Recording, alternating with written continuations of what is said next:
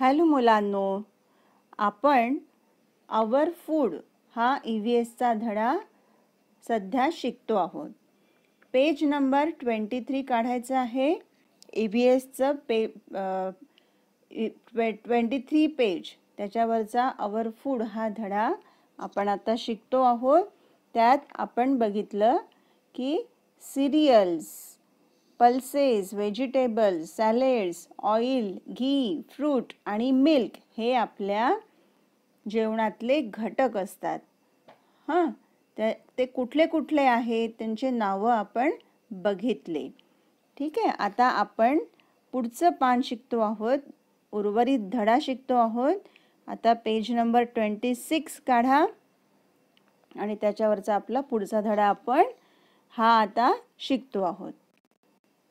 मी नेहमीप्रमाणे धडा वाचायला सुरुवात करते.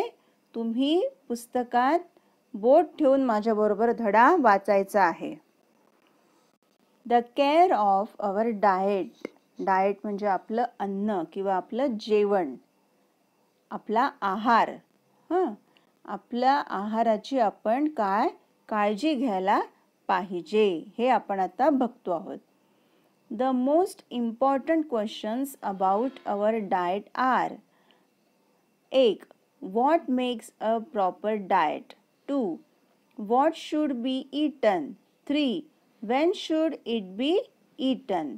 हे आपल्या आहाराविषयीचे 3 मुख्य प्रश्न त्यांनी विचारले आहेत की परफेक्ट डाएट म्हणजे एकदम योग्य आहार आपला काय असला पाहिजे आणि तो आपण व्हॉट शुड बी इटन काय खाल्लं पाहिजे आणि Wien should it be eaten कधी खाल्लं पाहिजे. या सगळ्या प्रश्नांची उत्तरं पुढं आहेत ते आपण बघूया.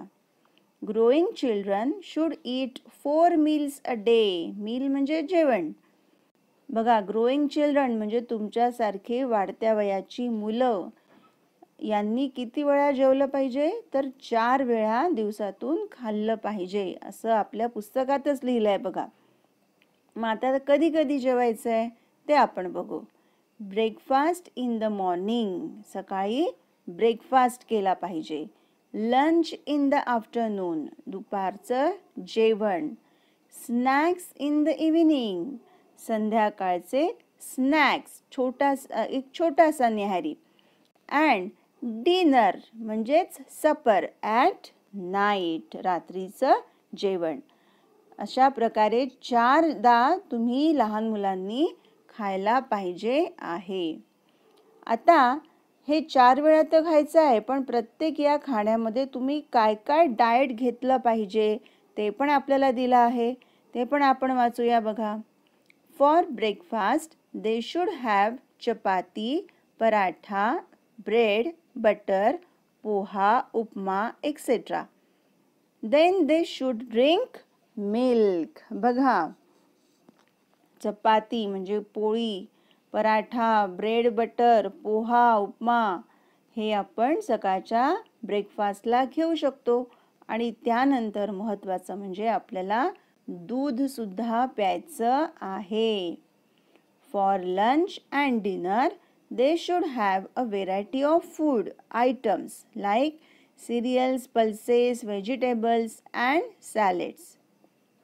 म्हणजेच हे दुपारचं जेवण आणि रात्रीचं जेवण म्हणजे आपलं रेग्युलर जे जेवण असतं तेच, म्हणजेच वरण, भात, भाजी, पोळी. ह्या सगळं जे आपलं सकस आहार आहे, पूर्ण जे अन्न आहे हे सगळं आपण जेवणात व्यवस्थित खाल्लं पाहिजे. It should be a balanced diet. बघा, एकदम छान असं संतुलित आहार असला पाहिजे. After meals they should eat fruit. जेवणानंतर तुम्ही फ्रूट्स पण खायला पाहिजे आहेत. मग आलं लक्षात? हे पान आलं लक्षात? ब्रेकफास्टला काय घ्यायचं आहे, लंच आणि डिनरला आपण काय घेतलं पाहिजे. आता आपण पुढचं पान बघूया. पुढचं पान आहे पेज नंबर अर्थात 27. For evening snacks they can have roasted gram म्हणजे चनाज म्हणजे आपण फुटाणे ज्याला म्हणतो ते अतिशय पौष्टिक असतात खाण्यासाठी. Sweets, chocolates, biscuits, wafers, homemade vadas or samosas. बघा हे संध्याकाळचे जे आपण स्नॅक्स म्हटलं आहे त्याच्यामध्ये हे छोटं छोटं काही पण आपण खाऊ शकतो. आलं लक्षात? आणि आता रिमेंबर आपण बघतो आहोत. हे अतिशय महत्त्वाचं आहे सगळं. ते आपण आता वाचूया. नंबर 1, च्यू युअर फूड वेल. च्यू म्हणजे चावणे. तुमचं अन्न नीट चावून चावून खा. बघा हे तर तुम्हाला सगळेच नेहमी सांगत असतात की जेवताना बोलायचं नाही किंवा नेहमी सगळं प्रत्येक घास नीट चावून खायचं आहे. भरभर भरभर कसं तरी जेवायचं नाही. Number 2, wash your hands well before and after eating. बघा म्हणजे जेवणाच्या किंवा काहीही खाण्याच्या अगोदर हात स्वच्छ असणं आवश्यक आहे आणि खाल्ल्यानंतर देखील हात धुतलेच पाहिजे. Number 3, do not talk with food in your mouth. बघा म्हणजे जेव्हा तुम्ही जेवत असता, काही खात असता आणि तुमच्या तोंडात जेव्हा घास असतो त्यावेळेला बोलायचं नाही. ते अतिशय बॅड मॅनर्स आहेत. जेव्हा आपला घास संपेल तेव्हाच आपण बोलायचं.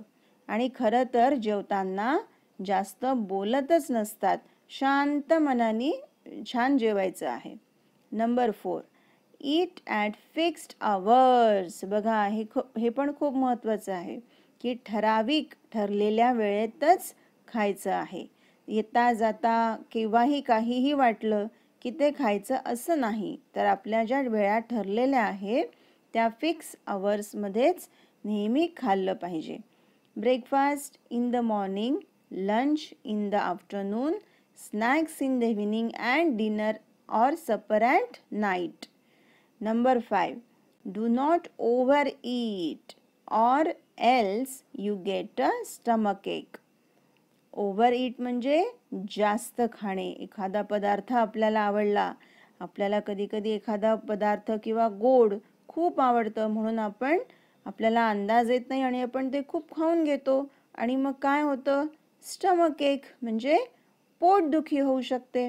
म्हणून आपल्याला जेवढं सहज पचेल, सहन होईल एवढंच खाल्लं पाहिजे. एका वेळेला खूप खायचं नाही. Number 6, do not waste food. हे बघा हे तर खूपच महत्त्वाचं आहे की अन्न वाया घालवू नये. इथं वेस्टचा अर्थ आहे वाया घालवणे. आता हे पण तुम्हाला माहिती आहे की अन्न हे पूर्ण ब्रह्म. त्यामुळे आपल्याला आपल्या अन्नाचा मान नेहमीच ठेवायला पाहिजे. त्याची नेहमी पूजाच केली पाहिजे. आपण अन्नाला देव मानत असतो त्यामुळे त्याचा अपमान कधीही करायचा नाही. कधीही अन्न वाया घालवायचं नाही. नंबर 7, डू नॉट ईट स्टेल अँड अनकव्हर्ड फूड. स्टेल म्हणजे शिळे आणि अनकव्हर्ड म्हणजे उघडे न झाकलेले. शिळे किंवा उघड्यावरचे कुठलेही अन्न खायचे नाही. Avoid eating from the road side stalls. म्हणजे रस्त्यावर जे स्टॉल्स लागतात भेळेचे, पाणीपुरीचे वगैरे वगैरे, तिथे कधीही रस्त्यावरचं उघडं अन्न खायचं नाही. Number 8, wash fruit and vegetables before eating और कुकिंग. बघा हे तर खूपच महत्त्वाचं आहे.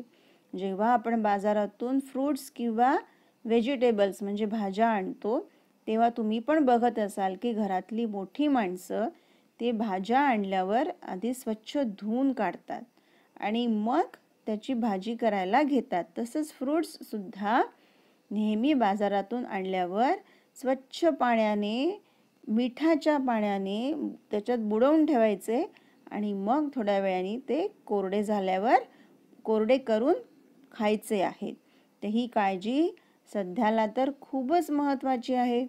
Number 9, do not eat too much of sweets like chocolates, biscuits and ice cream. बघा, खूपच महत्त्वाचं वाक्य आहे की आपल्याला ह्या सगळ्या गोष्टी खूप आवडत असतात. चॉकलेट्स, बिस्किट्स, आईस्क्रीम हे तर आपण किती आणि केव्हाही खायला तयार असतो. पण आपल्या तब्येतीसाठी हे स्वीट्स खूप जास्त खाणं अजिबात चांगलं नाही. त्याच्यामुळे हे थोडक्यात खाण्यातच मजा आहे. Number 10, eat with a peaceful mind. Peaceful म्हणजे शांतपणाने. एकदम सगळ्यात महत्त्वाचं म्हणजे TV न बघता, बडबड न करता, चिडचिड न करता शांतपणे जेवायचं आहे. तरच ते अन्न आपल्या अंगी लागत असतं. चिडचिड करून जेवल्याने आपल्या शरीराला नीट अन्न लागत नाही, पचत नाही. त्यामुळे खूप शांत मनाने अन्नाचा आस्वाद घेत छान जेवायचं असतं. मग आता हा धडा तुमच्या लक्षात आला. आवर फूड हा आपला धडा इथे संपतो आहे. मग आज तुम्हाला मी काय देणार आहे लिहायला? तर हे जे रिमेंबरचे 10 पॉइंट्स आहेत हे तुम्ही अशाच्या असे वहीमध्ये लिहून काढायचे आहेत. आलं लक्षात? रिमेंबर जे दिलं आहे पेज नंबर 27 जे आत्ता आपण वाचलं त्याचे 10 पॉइंट्स तुम्ही वहीमध्ये लिहून काढायचे आहेत. चला मग लागा कामाला. आधी धडा पूर्ण वाचायचा आणि मग सांगितलेलं काम हे पॉइंट्स वहीमध्ये लिहायचे.